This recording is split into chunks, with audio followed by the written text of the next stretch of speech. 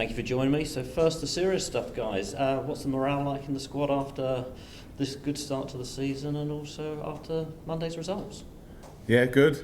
I think the group's very close anyway as it is, and morale, we try never be too high, never too low. But yeah, after a good weekend, it's been good today to come in and see the boys and get moving again. Yeah, it was nice to have a couple of days off, but good to get back, and it just keeps the momentum going really. And yeah, winning, get used to it really, hopefully. Josh, that was one heck of a header that got things going on Monday. The corner looked like it was something you'd worked on previously. Can you talk us through it? Yeah, we work on set plays quite a lot, so it's nice to be on the end of one actually. Normally it's Goldie or someone else on the end, but yeah, it worked well. Great ball in by Skip, and sort of lost my man and managed to get a good contact on it, and the rest is history. As a Cambridge United, former Cambridge player, does it give you a bit more of a buzz scoring against the Peterborough team? It does. I got a lot of stick for when we beat them in pre-season when I tweeted, so I'll be careful with what I say, but always nice to score against them like that.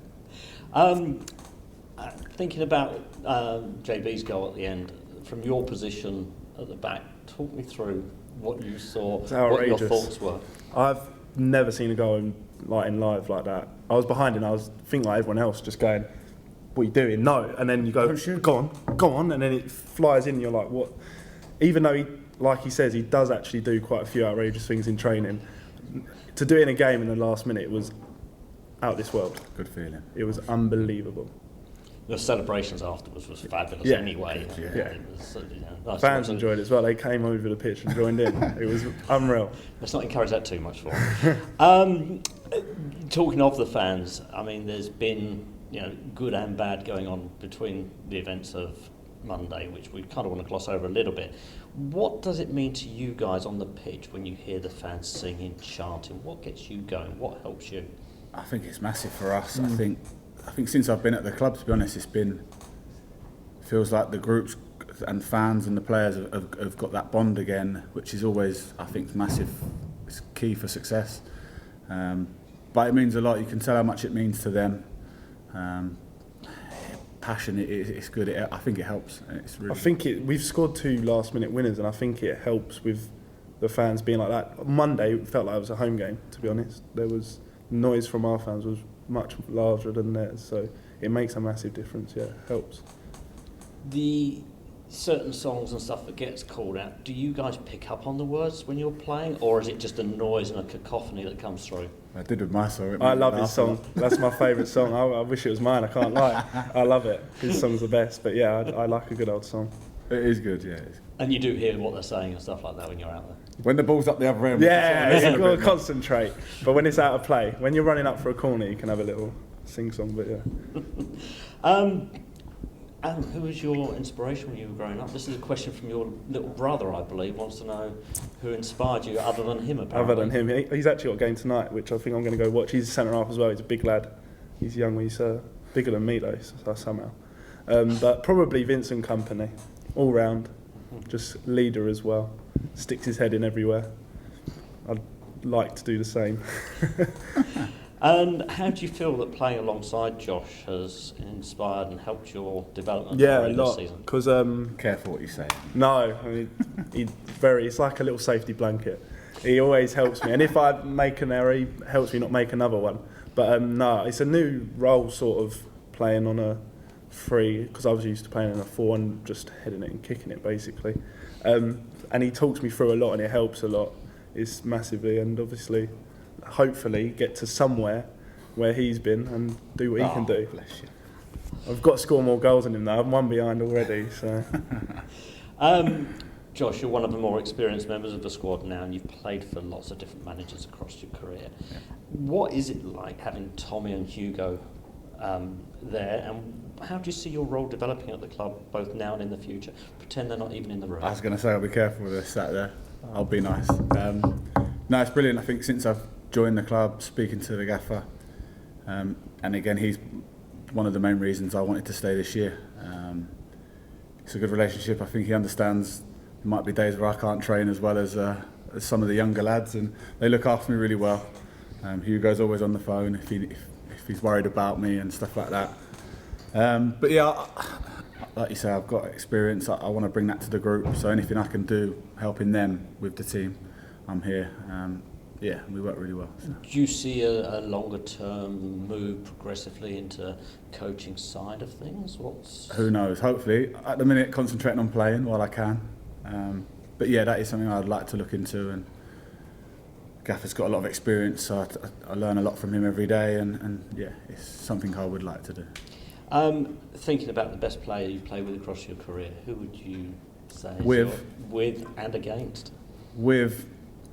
At the minute, there's a lad at Blackpool, Marvin Ekpatia. He came from a similar road to Adam. He came from the lower leagues, come to Orient. He's now captain at Blackpool in the Championship, doing really, really well. Just his work ethic was brilliant. Technically, there's been a few, too many to remember, I think. But against maybe Wayne Rooney or Van Persie, maybe when we played Man United. Mate, don't even bother asking me some questions. Don't even bother asking. There's nothing compared to that. Who's the best you play with, though?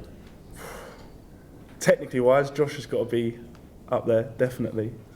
And then I play with a young lad called Sam McCullum, and he's at Norwich now, and he's a very good player. Remember, he was always stand out and just did stuff that I couldn't do. He was a centre, but he's a defender, and probably one of the better players. And how have you found that transition from being part-time player into full-time football training?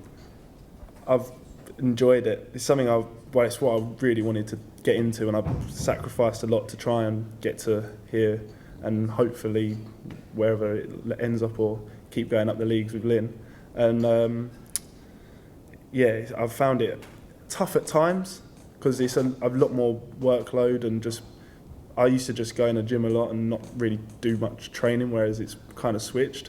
But I am enjoying it massively, and everyone here has helped me a lot settle in nicely. The lads and all the management staff have looked after me at the start as well, not giving me too much to do, but just the perfect amount. It's going really well, yeah.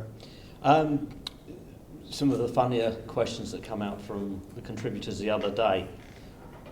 Who's the worst dressed player in the squad? Oh, how you put that one on me.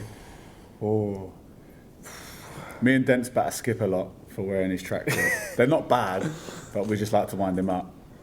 On a match day, maybe had Theo's coming in as some rascal gear. clover, yeah. We do smart casual. Goldie's trousers were. They were very hit and miss, but I thought they would. Only you could pull them off. If for how much money they cost? Imagine one of us. They were terrible. Got any pictures? No, but they were. No. You'd see them on some runway model. Probably. No one stands out as badly. No one's got terrible. And who's the funniest player in the squad? Who's the one that keeps everybody laughing and joking on? He's big-headed enough as it is, as you can see, but he'd be up there. He'd be up there as well. We've got a few. We haven't got a real. Aaron Jones cracks me up. We're like a little double act. Yeah. There's not really one standout, I'd say. Just. And is there a vocal player or a singer, someone who's always chanting? He loves I don't mind a song, sing, to be fair. I don't mind a sing in the changing overnight. room. Yeah. I remember coming back after breakfast, he's got his speaker on. I quite like a sing in the old changing room as well. But AJ's on the tunes, so he sets the tone, and I just live up to it, basically. We won't ask you now. What's the one thing you really want to achieve this season, both personally and for the club, forgetting the obvious thing of immediate promotion? Tough question. Do you want to answer it, or do you want me? Well, for me personally, it was just probably to learn off him, play as many games as I can, and that's probably keep clean sheets, and that's about it really. And improve as a player, because obviously I've come from part-time to full-time, and I've got a great setup here, and it's a real good opportunity for me to develop as an all-round player. So hopefully that's for me personally, and then obviously as a team is just win as many games as possible, have a cup run, do well in the league, everything. Just every time you want to, it doesn't matter who you play, you want to win. That's it. Yeah, I think you keep the P word out of everyone's mouth. I think obviously that's the aim for everyone. Winning games, I think playing well, performing well. For me personally, staying on the pitch, helping others, young lads, Adam, Cam, all them guys, help them develop as players and people.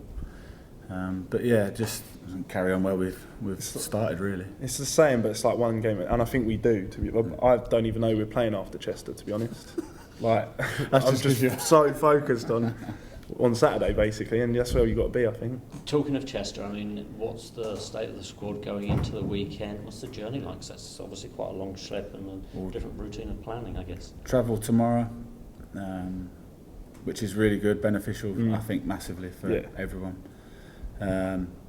Train, and then obviously preparing training as we have all season, and that's pretty standard now. I think the boys are used to it, and I think it really does give us a step up and makes a difference. Yeah, massive difference. Is any injury worries that you're aware of in the squad? Not that I'm aware of. No, we've had a couple of days rest, so everyone ready to go. Should be ready to go. One of the standout questions: who would win an arm wrestle match between the two of you? If I'm not winning, I'd be dirty and headbutt you or something. So I'd say You sure would? I know you would. Like I'd manage to find my way to win somehow. I probably should. I spend more time in the gym, but yeah. He's got the experience. He'll find a way. Yeah, something. But no, Might find out at the end. And lastly, I'd like you both to nominate one player each who will be featured in the next.